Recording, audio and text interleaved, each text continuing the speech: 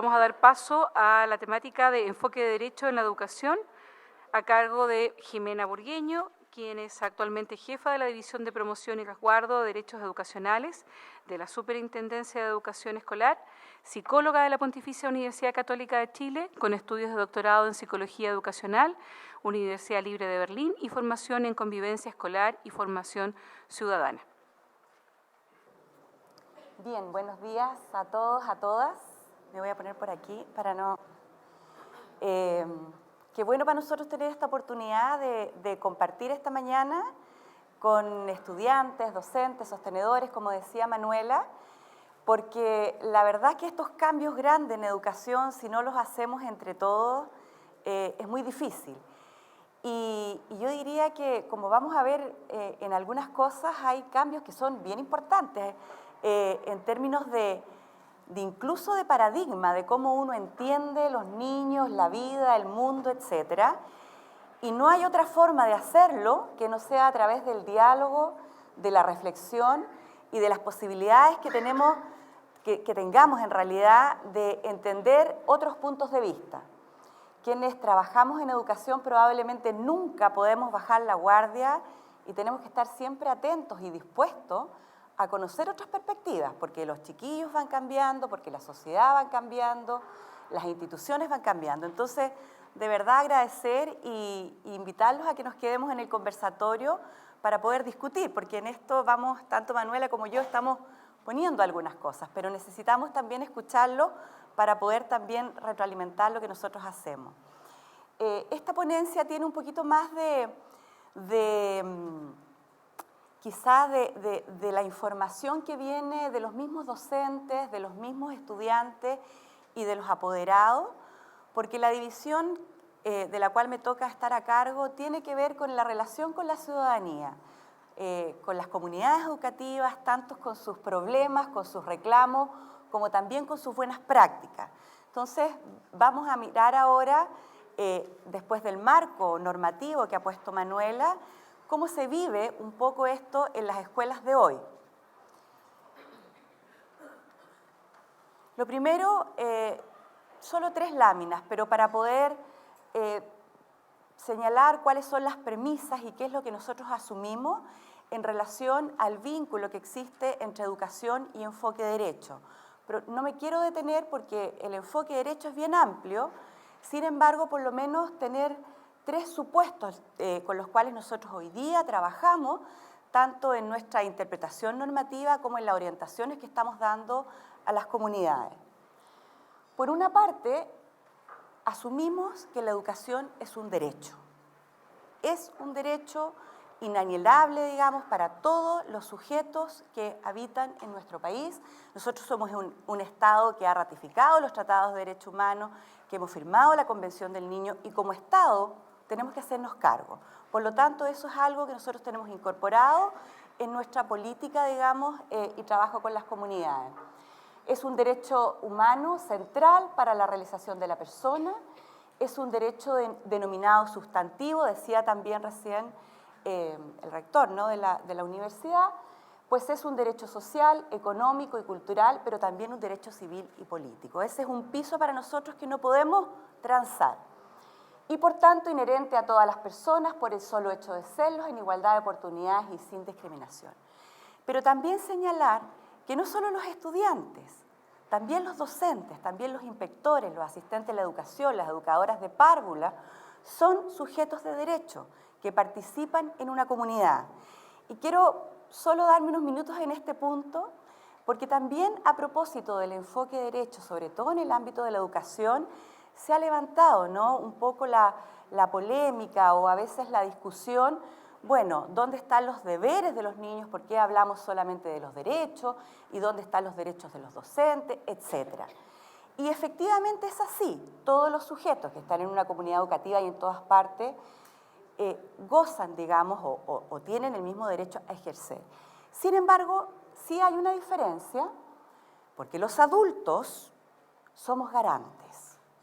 Los niños no son garantes. Si bien todos tenemos derecho al buen trato, a proteger nuestra integridad, Quienes nos tenemos que ocupar que las condiciones estén para que eso se produzca, somos los adultos. Por lo tanto, efectivamente, cuando vamos a mostrar después algunas cifras, cuando los docentes sufren alguna agresión de parte de los estudiantes o de parte de un apoderado, es un gran problema. El tema es que los que nos tenemos que hacer cargo de que esas situaciones no ocurran, seguimos siendo los adultos, de formar, de tomar medidas, etc. Quiero poner ese punto porque probablemente a ustedes también les toca conversarlos con otras personas y con otros docentes. Y sí, tenemos que ser capaces de resguardar los derechos de todos los que están en la comunidad educativa. Vuelvo a insistir, somos los adultos los que en este minuto tenemos las competencias para hacerlo. Los niños y adolescentes tienen que transitar hacia este lugar que hoy día nos toca a los adultos. Yo decía recién cuál es el vínculo entre educación y enfoque de derecho. El primero es que la educación es un derecho, no es un servicio. Por lo tanto, siendo un derecho, todos los niños que viven en este país, todos los adolescentes, tienen derecho a varias cosas en relación a la educación. Pero además, y el segundo desafío, diría yo, que hoy día es también un cambio de paradigma importante para las organizaciones, es mirar la educación con enfoque de derecho. Es como un juego un poco doble, ¿no? Uno es que es un derecho, pero además la educación hay que mirarla con enfoque de derecho.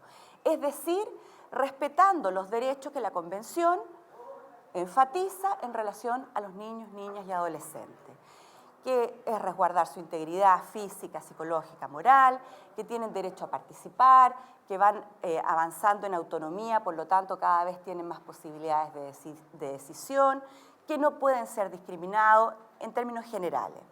¿Qué significa eso en términos de los procesos o de la gestión que realiza un establecimiento educacional? Primero, que tenemos que cautelar que todos los niños, niñas y adolescentes tengan el derecho a acceder a la educación y a permanecer en ella. Efectivamente, esta región es pionera en el proceso de selección, ¿sí? de partir, ¿no? con esto, con algunas dificultades probablemente administrativas, de articulación, pero ya está. Hemos conversado ahí con la directora regional y esto efectivamente fue avanzando, se fue sintiendo y hoy día uno podría decir estamos resguardando mucho mejor el derecho a acceder sin discriminación a propósito de la ley de inclusión. Sin embargo, nos quedan los colegios particulares pagados, que no están en este proceso, ¿no? Pero ellos también tienen que resguardar el derecho de los niños y niñas a acceder. Y tienen que vamos a ver después cómo ellos tienen sus procesos de admisión, que tienen que ser objetivos, transparentes, etc.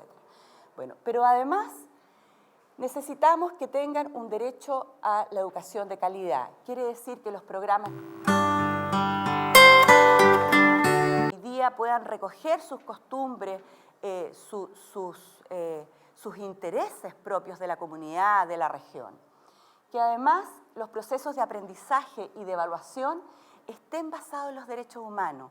Eso quiere decir que no sean discriminadores, que no sean de descalificación, que no tengan daño para los niños que están en ese proceso.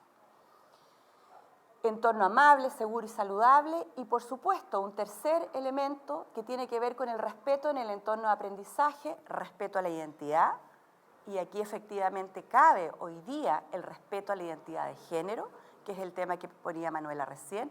En este marco es que se instala, ¿no? Es decir, los niños trans u otros niños con otro tipo de identidad tienen que ser igualmente respetados en su ambiente educativo. Respeto a los derechos de participación, a libertad de expresión y opinión y el respeto a la integridad física y moral. No siempre esto se da, y ahí quiero detenerme un poquito y después ver cómo avanzamos. Quiero mostrar esta imagen, a veces las imágenes quedan mucho más que las palabras, ¿sí? Que tanta letra. En esta imagen lo que uno ve es que todos entraron, ¿ya? Uno podría decir en el primer cuadro, abrimos la puerta del establecimiento o de los establecimientos o del sistema y efectivamente permitimos que todos entraran, respetamos el derecho al acceso a la educación. Sin embargo, cuando están adentro, necesitamos respetar que todos tengan las mismas oportunidades de desarrollo y ejercer su derecho de una educación de calidad. Y ahí necesariamente es que tenemos que actuar distinto de acuerdo a lo que cada niño o niña necesita. Por lo tanto, incluir y otorgar el derecho a la educación de calidad no es solamente que ingresen, sino que es ocuparse que estando adentro, cómo yo proveo los distintos apoyos, las distintas herramientas para que cada uno de esos niños, de acuerdo a sus características, pueda llegar, digamos, a mirar el partido por sobre la cerca. Y esto no solo en lo cognitivo, muchas veces también tiene que ver con el desarrollo socioemocional, que es lo que suele complicar la vida cotidiana de las escuelas. Hay niños que requieren mucho más apoyo en lo socioemocional, en la formación de actitudes prosociales o de entender por qué uno debe respetar al otro que otros, porque tienen historias distintas, porque tienen situaciones familiares distintas. Por lo tanto, estos cajoncitos, digamos, hoy día probablemente es un desafío bien importante si queremos hablar de inclusión. Lo tenemos hoy día también con la situación de los niños migrantes, que para poder mirar para el otro lado necesitan primero adquirir el lenguaje, sobre todo los que vienen de Haití, por ejemplo, que hoy día es un tema en muchas de las escuelas, al menos en la región metropolitana, no sé si aquí han llegado personas de Haití, pero nos vamos dando cuenta que para decir efectivamente estamos garantizando el derecho a la educación de calidad de cada uno, tenemos que empezar a preocuparnos también de estos otros apoyos que podemos ofrecer. Rol de la superintendencia en el resguardo del derecho a la educación. Y aquí Manuela decía, ¿no? Recién, hoy día la superintendencia, y venía también en la carta del superintendente, la superintendencia ha asumido un enfoque de derecho para su fiscalización. ¿Qué quiere decir eso? Que hoy día lo que se fiscaliza normativamente son condiciones para poder resguardar aquello que nosotros estamos diciendo en términos de acceso, de permanencia, de respeto a la diversidad.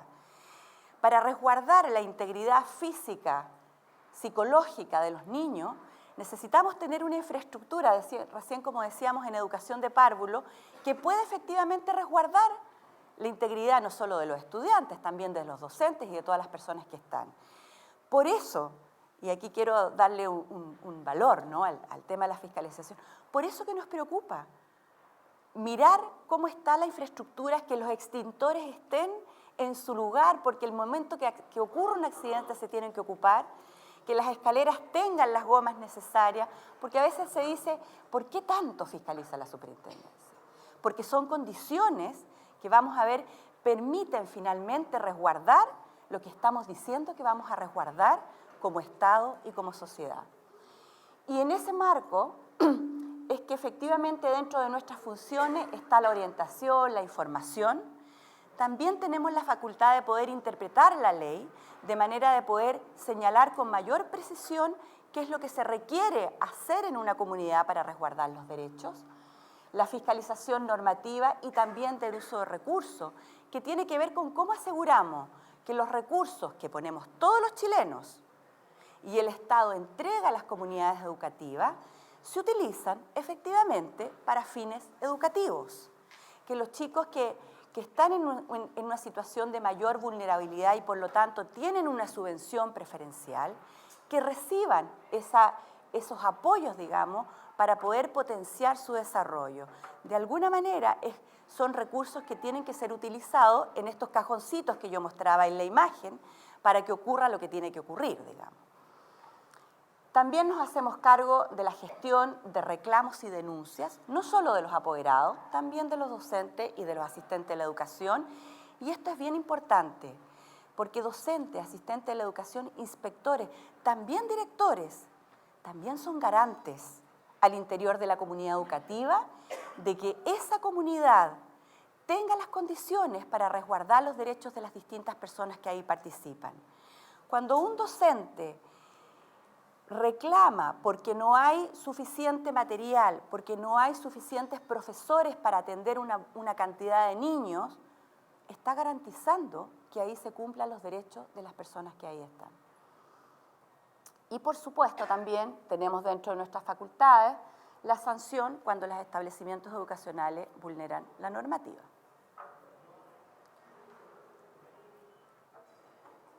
Y aquí ya yéndome un poquito más a la situación de los estudiantes. Fiscalización con enfoque de derecho, es decir, condiciones para una educación de calidad. ¿Qué vamos mirando?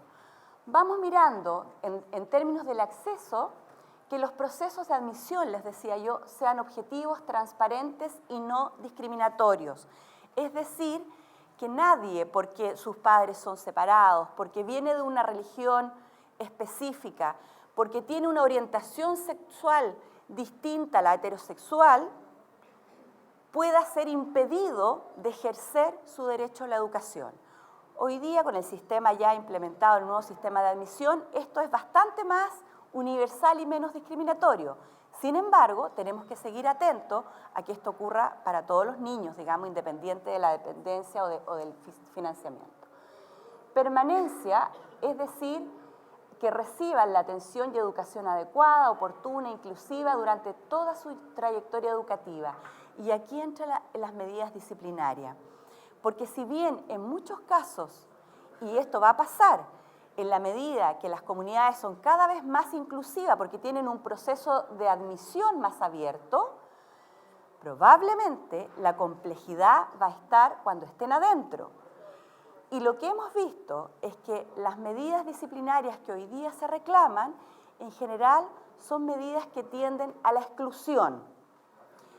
A exclusión fuera de la sala de clase, exclusión entendida como acortamiento de jornada, suspensión de varios días o suspensión indefinida, solo rendir pruebas o finalmente la expulsión del sistema. Hoy día, en general, muchas de las medidas disciplinarias están, diría yo, como centradas en apartar la situación del chico, digamos, con dificultades. Y este probablemente va a ser uno de los desafíos mayores en términos de inclusión. Tercero, el derecho a una educación que ofrezca oportunidades para su formación y desarrollo integral, y esto tiene que ver con los planes de estudios que estén, con la idoneidad docente, por supuesto, con la pertinencia del material educativo y también con las condiciones laborales docentes, de manera que la enseñanza, digamos, se pueda dar en las mejores condiciones. Entonces, cuando nosotros estamos atentos hacia los sueldos de los profesores, hacia las imposiciones de los profesores, que es algo que también fiscalizamos, ¿no? Se dan, tiene que ver con proteger las condiciones laborales de los docentes que permitan que la enseñanza y el aprendizaje de calidad se den. Y de eso tenemos que ser cada vez más conscientes. Si esto no ocurre, si los profesores no tienen buenas condiciones laborales, si los profesores no tienen la seguridad de que van a estar en un ambiente de respeto, tanto de parte de los alumnos como de parte de los apoderados, no están en buenas condiciones de enseñar. Y ese es un legítimo derecho. Por lo tanto, también tenemos que estar atentos y poder garantizar ese tipo de situaciones. Participación en la vida cultural, deportiva, recreativa y asociarse, por supuesto, entre ellos, centros de padre y consejo. Nos pasa aquí que tenemos una gran cantidad de reclamos que por características de apariencia física, por religión, por situación económica, muchas veces los estudiantes no tienen el derecho a participar en las distintas actividades recreativas, extraprogramáticas, salidas pedagógicas, etc. O sea, pareciera ser que a veces la participación también se ve limitada a ciertas características de los niños o de sus familias. Y, por supuesto, el derecho a aprender en ambientes seguros, de aceptación, respeto mutuo. Y aquí tiene que ver con la infraestructura, normas de seguridad y, por supuesto, convivencia. Lo que nosotros debiéramos aspirar, digamos, y avanzar es que todos los niños, niñas, adolescentes que viven en nuestro país, independiente de sus características personales, familiares, socioeconómicas, culturales, religiosas u otras, gozaran de estos mismos derechos. Probablemente algunos van a requerir de más apoyo de la comunidad o de los adultos, pero no podemos quedarnos como sistema que un niño se nos quede fuera del ejercicio de estos derechos. Eso es responder como Estado a ser garante de derechos. Algunas alertas a partir, y aquí con alertas yo diría alertas porque cuando hay conflictos somos varios los que estamos implicados, ¿no? No solamente el profesor y el estudiante, sino que también el resto, el sistema, la política pública. Y por eso me interesa compartir algunas de las alertas que nosotros vamos pesquisando a propósito del reclamo o de las situaciones que se van presentando en las comunidades. Probablemente estas estadísticas ustedes las conocen, o no lo sé, en realidad. Pero ahí tenemos nosotros trabajamos con este sistema, ¿no?, de reclamos y denuncias. Aquí lo que quiero mostrarles en términos generales es que tenemos más o menos una denuncia o una situación de conflicto, lo voy a decir, por establecimiento educacional en el país. Ese es en promedio. No es que tengamos denuncias o reclamos de todos los colegios de Chile, pero es más o menos la cantidad de establecimientos que tenemos en el país, la cantidad de reclamos. Hay establecimientos que tienen más de un reclamo, más de 2, más de 5, etcétera, y otros que no. Ahora, voy a decir otra cosa. No porque tengamos o no tengamos un reclamo de un establecimiento quiere decir que ahí ocurre o no ocurre nada, ¿sí? Esa es otra conversación que la quiero explicar después.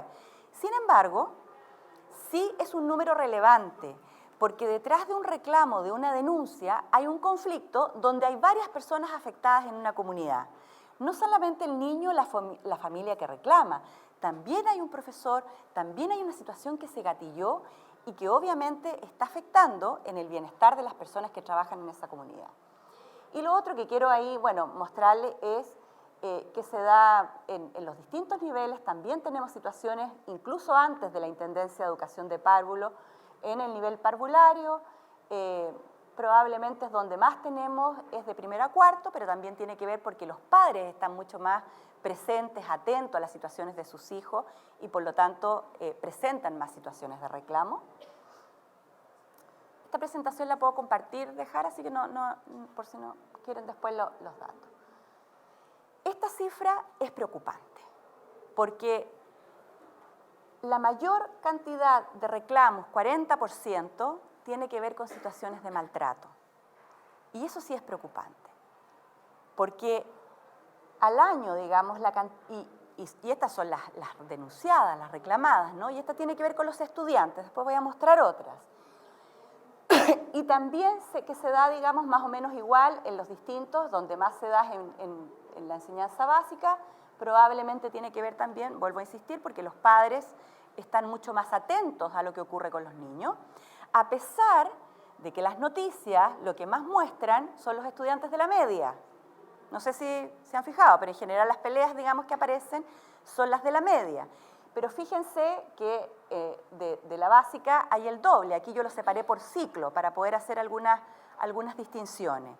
Pero esta sí es una situación que nos debe preocupar, porque entonces el resguardo a la integridad física y psicológica de los estudiantes estamos como reprobando. Estas son las que se denuncian. Tenemos muchas otras. Pero además de más de un afectado. Ese es el tema.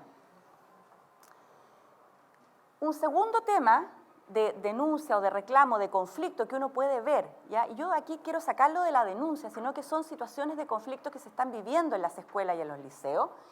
Tiene que ver, acá está decir algo. Dentro de estas 4.000 al año tenemos un número de maltrato entre pares, pero fíjense que tenemos otro tipo de reclamo que dice de maltrato de adulto a estudiante. Aquí estamos haciendo un estudio que probablemente vamos a entregar los datos así como más específicos, pero estas situaciones generalmente son psicológicos, en su mayoría, digamos, y se dan en el marco de situaciones disciplinarias.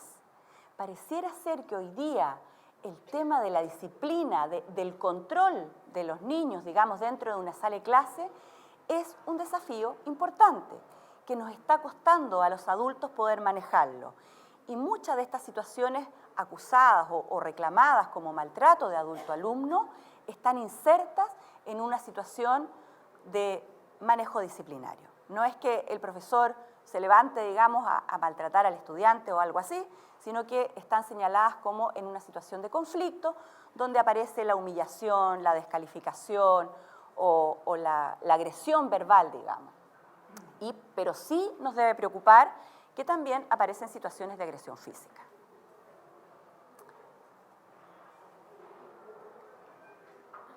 Fíjense que también hay maltrato a docentes, por eso les digo, aquí no es solamente los estudiantes, los sujetos de derecho, aquí son todos. Y es una situación que debe preocupar también a los equipos directivos, a las comunidades, a los centros de padres, porque tenemos situaciones de agresión a los docentes, tanto desde apoderados como de estudiantes. Los apoderados se dan en general en la básica y cuando es de la media, en general la hacen más los alumnos. Un segundo motivo importante de situaciones de conflicto tiene que ver con las medidas disciplinarias, que yo les decía que en general tienden a la exclusión y en su mayoría se dan en la educación media, ¿no? En primero medio es el curso donde más se da. Situaciones de discriminación, y aquí donde más se dan situaciones de discriminación es de primero a cuarto básico. ¿Y saben por qué? Déficit atencional. Los niños hiperactivos, los niños disruptivos en la sala de clase, generalmente son los que tienen menos posibilidades de que sean admitidos en los procesos de admisión, cuando muestran Ahora esto ya se va a regular con el proceso de admisión, pero también son los que en general reciben más medidas disciplinarias, es decir, pasan más tiempo fuera, finalmente, de la actividad, digamos, educativa. Generalmente no van a las salidas pedagógicas porque son muy inquietos o no participan en las actividades extraprogramáticas porque se aportan muy mal. Y generalmente son los que reciben mayores agresiones tanto de sus pares como también de los adultos, que muchas veces nos cansamos de tanta disrupción. Entonces, tenemos hoy día, y como aquí hay varios estudiantes también que están en esto, tenemos hoy día un desafío importante de cómo trabajar con los niños que hoy día son más inquietos, son más disruptivos en el contexto de aula. Pero también todavía tenemos situaciones de discriminación con los niños con discapacidad física o intelectual, con características físicas, apariencia personal, problemas de salud, etc. Todavía tenemos situaciones con embarazo y maternidad. Si bien ya no es un problema que ingresen, el apoyo para que terminen su trayectoria educativa suele ser un problema y suelen finalmente desertar del sistema. Bueno, y análisis. Aquí quiero detenerme un poquito. Cuando nosotros hemos analizado estas 11.000, 12.000 situaciones que nos llegan al año, ¿de qué nos damos cuenta? Porque también para poder sacar un mito, de todas estas situaciones que son reclamadas y denunciadas, un 14%, más o menos, 12%, generalmente llegan a un proceso administrativo que quiere decir, efectivamente, este colegio no estaba cumpliendo con la normativa. Es muy poco. Pareciera ser que está en otro nivel el problema. Esto que les estoy contando es real, porque no todo lo que se reclama en la superintendencia se fiscaliza y se sanciona. Finalmente es muy poquito, pero sí seguimos teniendo un problema, porque esta cantidad de reclamos y situaciones ocurren, lo que yo les decía, y afectan a la comunidad. ¿De qué cosas podemos nosotros hoy día percibir? Lo primero es que tenemos todavía un desafío importante en términos de tener estrategias efectivas para la resolución de conflictos entre pares, maltrato y bullying. Así como hoy día tenemos un desafío importante para trabajar con los niños hiperactivos, no contamos hoy día con estrategias efectivas para desbaratar el bullying, que es complejo, no es fácil, y para resolver situaciones de maltrato. ¿Cuál es la situación que nosotros recibimos? Un niño que sigue recibiendo bullying, el colegio que ha que ha implementado su protocolo. Ustedes saben de lo que hablo cuando hablo de protocolo. Lo han implementado, pero la situación no se detiene. ¿Y cuál es el problema entonces? No estamos garantizando la integridad física y psicológica del niño. ¿Cumplimos con la normativa? Sí, porque aplicamos el protocolo, pero no resguardamos el derecho a la integridad física y psicológica. Y ahí tenemos una brecha. Por lo tanto, normativamente, no es el problema. El problema hoy día pareciera ser es en la efectividad de las estrategias y que tenemos que avanzar en eso. Segundo punto, para los que hoy día trabajan en establecimientos educativos, protocolos efectivos de comunicación y resolución de conflictos con las familias. Hay que abrir la puerta, hay que tener salas especiales, protocolos específicos. ¿Por qué? Porque las escuelas que dicen que cierran la puerta para resolver los conflictos son los conflictos que escalan a la superintendencia o a tribunales. Las escuelas que abren sus puertas para poder resolver los conflictos ahí mismos con la familia, generalmente tienen más oportunidades para poder resolverlas in situ. Por eso yo decía, no es que las escuelas que tienen denuncias sean las que tienen más conflictos en este país. Probablemente hay escuelas que tienen más conflictos, pero tienen muy buenos protocolos de comunicación y resolución y se resuelven. Por lo tanto, no escalan. Ese es un punto bien importante para no tener que judicializar los conflictos escolares. No necesariamente hay veces que hay apoderados que están con un conflicto grave. No pueden esperar la semana en que atiende el profesor jefe. Ese es el apoderado que llega a la superintendencia. Tercero, medidas disciplinarias formativas frente a las transgresiones de la NERME. Claramente la disciplina no se puede perder. El tema es que tenemos que encontrar el método que implique trabajar con el niño que esté adentro del sistema y no afuera. Prácticas efectivas de participación y compromiso con el proyecto educativo y reglamento de convivencia, de manera que las familias realmente se comprometan con el apoyo de las normas, con el proyecto educativo. Estrategias para gestionar la diferencia en las escuelas, que esto va a ser cada vez más desafiante.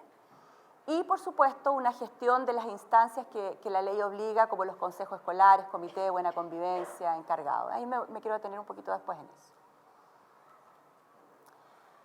Fíjense que en términos de convivencia escolar, por eso digo que este es un problema que todavía tenemos. Es la denuncia que tenemos más alta, probablemente es lo que más desgasta a los establecimientos educativos. En términos normativos, son muy pocos los colegios que hoy día no tienen reglamento, que no tienen protocolo, que no tienen encargado, que no tienen comité. Los tienen.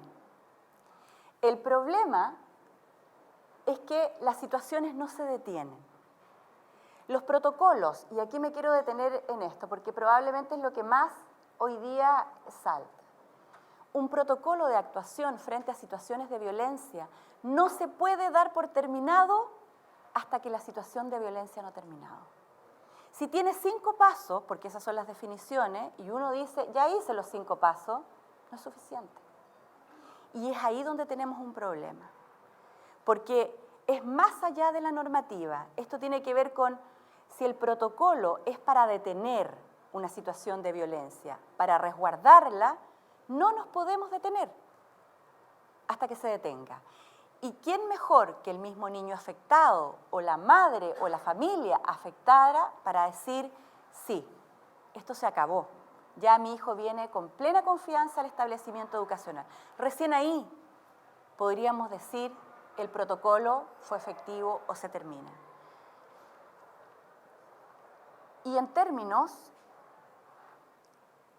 de inclusión, voy a pasar un poquito más rápido porque Manuela se detuvo, ¿no? Cómo en términos de la ley de inclusión afecta modifica, digamos, varias leyes. Pero algunas modificaciones importantes que hoy día los colegios ya se están acomodando. Lo primero tiene que ver con, decía Manuela también, el derecho de los alumnos a que se respeten sus tradiciones, sus costumbres, el derecho de los padres, madres y apoderados a asociarse libremente como centros padres y apoderados, pero también explicita la ley, y esto es bien importante, el deber de los padres, madres y apoderados a informarse y respetar las normas de convivencia. Que tenemos que buscar una estrategia de cómo lo hacemos, porque no basta con decirlo. La norma, la ley dice algo. La implementación requiere un montón de cambios culturales, de actitudes y de conducta. Hoy día nosotros necesitamos que los padres se comprometan de verdad y respeten las normas que están en una comunidad, porque si no se respetan las normas, la verdad es que es bien difícil avanzar hacia los objetivos. Normas en torno a las medidas disciplinarias, que me voy a detener un poquito, y normas en relación a la repitencia de estudiantes, que también ya lo señaló Manuela. Un tema aquí bien importante. Se reguló la medida de expulsión y cancelación de matrícula. Es decir, no se puede llegar y expulsar. Puede ser que se llenó el vaso en algún momento y uno decía, hasta aquí nomás, hoy día esto requiere un proceso. No es que sea una medida no es que la ley de inclusión haya dicho ya nunca más, no se puede cancelar, o si hay un niño en realidad que está afectando la integridad de los otros, no se puede hacer nada, no. Lo que hace la ley es poder regularla de manera que sea una decisión totalmente consciente, no apresurada, porque implica sacar a un niño del sistema. Nosotros hicimos un estudio el año pasado con los niños expulsados durante el año. Un 17% de esos chicos perdió el año porque no se volvieron a matricular o porque repitieron. Al año siguiente, el 10% seguía sin haberse matriculado. Y así es como aumenta, digamos, la cantidad de chicos que tenemos fuera del sistema, ¿no? Por lo tanto, la expulsión, sacar a un niño del sistema es una decisión extrema. Y lo que hace la ley es regular que las causales y el procedimiento sean evaluados, sean pensados a conciencia, se busque hasta el final, hasta decirle a un niño que es sujeto de derecho, aquí no. Esa es la decisión que uno toma. Prohibiciones en relación a motivos de por qué sacar a un niño, por qué no sacar a un niño del establecimiento. Motivos académicos. O sea, esto no cumplió, no tiene un promedio 5.5 y esto va para todos, también para los particulares pagados. 5.5 se tiene que ir, eso está prohibido.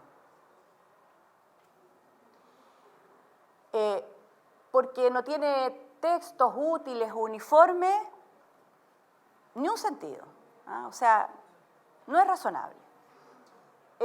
Situación económica de los padres, tampoco. Cambios en el estado civil de los padres.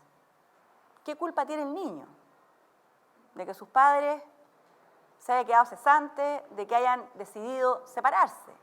Tiene ni una relación con su derecho a ejercer la educación. Necesidades educativas especiales. Aquí sí hay un problema, que probablemente los que están en colegios lo viven, porque un niño con necesidades educativas especiales muchas veces tiene conductas disruptivas. Y a veces, si no tiene un buen apoyo, un buen tratamiento, tiene conductas violentas, que efectivamente agreden a otro o ponen en riesgo, incluso a veces la situación de otro. Pero como motivo a la base, no es un motivo para dejar a un niño fuera del sistema. Por inasistencia, por motivos de carácter políticos o ideológicos, que no es lo mismo que agredir o incendiar el colegio. Esa es una conducta. ¿Sí? Aquí estamos hablando de motivos. Por supuesto que ese otro tiene otro tratamiento, pero por eso digo, tenemos que en estas situaciones pensar y despejar bien qué es qué para poder tomar una decisión tan importante como cancelar una matrícula. Y por supuesto por embarazo o maternidad. No tiene ni una, no dejan de ser sujetos de derecho por ser madres o padres. Por lo tanto, lo que dice aquí la ley es que es una medida excepcional. No podemos sacar a un niño del sistema así como así. Los niños generan apego. Ahora, dicen las personas que trabajan en las escuelas de segunda oportunidad, es decir, con niños desertores, que el proceso de expulsión dura más o menos 4 años. Cuando distintas actitudes, tanto de los pares o a veces de algunos profesores, empiezan como a empujar hacia afuera. No todos son expulsados, hay niños que se van, porque no se sienten parte de una comunidad. Y ese ahí no es una falla del niño, es una falla de nosotros, los adultos, como sistema. Efectos inmediatos, efectos al término A. En el fondo que es excepcional, que hay que evaluar en el fondo si son efectos inmediatos, tiene que ser inmediato o puede ser a final del año escolar. Por supuesto que tiene que estar contemplada en el reglamento interno y además tiene que tener un debido proceso. Los motivos que podrían estar para poder cancelarle la matrícula a alguien, llegar a pensar en esta medida, es porque están afectando gravemente la convivencia, porque también tenemos que resguardar la integridad de los otros niños que están en una comunidad y de los docentes. Sin embargo, se establece que y aquí tiene que ver con el sentido de oportunidad, porque muchas veces lo que ocurre es que uno actúa al final, cuando ya llegó el incendio. Lo que señala aquí la ley es que cuando aparecen las primeras conductas de alterar la convivencia, se tienen que tomar las medidas. Hay que hacer un diagnóstico del estudiante, hay que hacer un plan de trabajo, medidas de apoyo psicosocial. Hoy día uno cuenta con duplas psicosociales, con otros apoyos. Hay que hacer un plan de trabajo, un seguimiento, un compromiso, estudiante, establecimiento, es decir, pero esto tiene que ver con la oportunidad de tomar las conductas disruptivas para no tener que llegar al final a sacarlo del sistema. Lo que nosotros vemos en los procesos en general de las conductas disruptivas que siguen más o menos esta lógica, cuando revisamos los antecedentes. Parten con las anotaciones, las suman, si no hay ninguna intervención de apoyo real, sistemático, salta la suspensión de clases, porque esto sigue, si no hay ningún detente, pero formativo, no sancionatorio, formativo, es decir, que ese niño tenga la oportunidad de aprender lo que todavía no ha aprendido. Porque un chico que está haciendo conductas disruptivas es porque le falta aprender algo. Por lo tanto, lo que hay que hacer entrar ahí es una pedagogía, no una sanción. El problema es que cuando solo entre la sanción y no la pedagogía, escalamos de la anotación a la suspensión de clase, de la suspensión a la reducción de jornada, de la reducción de jornada a solo rendir evaluaciones, a la suspensión, cancelación de matrícula y expulsión. Esa es la cadena que en general tienen los niños con conductas disruptivas. Lo que falta ahí son las medidas de apoyo, son las medidas de formación sistemática hasta que logre aprender lo que no ha aprendido. Entonces, el gran tema aquí es frente a una situación problemática, este espacio, antes de llegar a la medida excluyente, necesariamente va a ser la búsqueda de herramientas y medidas de apoyo pedagógico y psicosocial, pero así, tan riguroso como las clases de cada día, porque si los aprendizajes académicos tienen una sistematicidad de todos los días, en muchos casos los aprendizajes en el ámbito socioemocional y ético van a requerir tanta rigurosidad como las clases de matemáticas, para que logren aprenderlo. No basta una conversación al mes, no basta un taller de convivencia semestral. Muchos de los aprendizajes socioemocionales requieren tanto ejercicio como las multiplicaciones y las divisiones. Si no, tenemos esta escalada que termina en exclusión. Y por supuesto, y aquí quiero transmitirles esto porque no siempre también se entiende, cuando hay una situación grave de violencia que ha atentado en una comunidad, la medida se puede tomar. No necesita hacer todo este proceso, digamos, de medidas pedagógicas, porque hay situaciones graves, un niño que entra con un arma, por la situación que sea. Hay que tomar una decisión rápida para el resguardo del resto de la comunidad. Y esa se puede tomar en cualquier periodo del año, pero siempre con el debido proceso. El niño podrá estar en la casa por mientras, pero tiene que ser notificado. Tiene que tener derecho a la apelación para poder entender qué ocurrió. Muchas veces no van a poder demostrar que ellos no lo hicieron, pero van a poder explicar el contexto o la motivación o por qué se dio esa situación de violencia, de explosión. Y uno tendrá que evaluar si ese niño ya no puede estar o ese niño puede estar con un apoyo especial de algún especialista.